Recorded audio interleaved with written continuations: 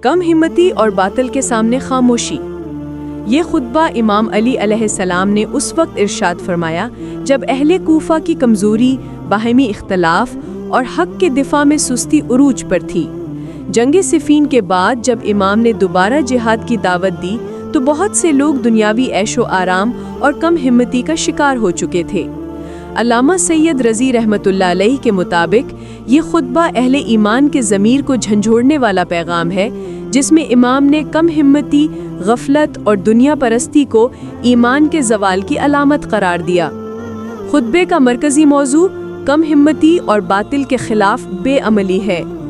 امام علی نے فرمایا کہ جو قوم ظلم کے خلاف خاموش رہتی ہے وہ خود ظلم کا حصہ بن جاتی ہے۔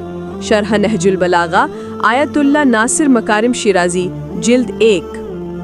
امام فرماتے ہیں تم پر تعجب ہے، تمہارے دل مردہ ہو گئے ہیں، تمہاری آنکھوں میں روشنی نہیں اور تم حق کی خاطر کسی قربانی کے لیے تیار نہیں۔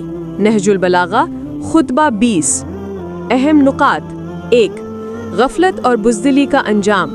امام نے بتایا کہ جو قوم حق کے دفاع میں سستی دکھاتی ہے وہ باطل کے تسلط میں آ جاتی ہے۔ 2۔ جہاد نفس کی ضرورت۔ کم ہمتی دراصل ایمان کی کمزوری ہے جو انسان کو عمل سے دور کرتی ہے۔ 3۔ دنیا پرستی کی مذمت۔ امام نے فرمایا کہ دنیا سے محبت حق کی راہ میں سب سے بڑی رکاوٹ ہے۔ 4۔ اخلاقی بیداری کی دعوت۔ امام نے امت کو یاد دلایا کہ ایمان صرف زبان سے نہیں بلکہ عمل، قربانی اور غیرت دینی سے ثابت ہوتا ہے۔ امام علی کا یہ خطبہ آج کے مسلمانوں کے لیے بھی ایک آئینہ ہے۔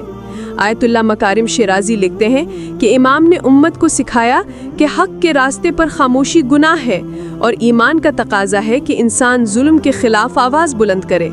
شرح نہج البلاغہ جلد 1 صفحہ 245۔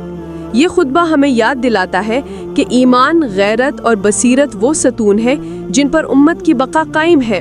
جو قوم حق کے لیے کھڑی نہیں ہوتی وہ آخرکار باطل کے بوجھ تلے دب جاتی ہے۔ امام علی کا پیغام آج بھی زندہ ہے۔ بیدار ہو جاؤ ورنہ وقت تمہیں بیدار کرنے کے بجائے مٹا دے گا۔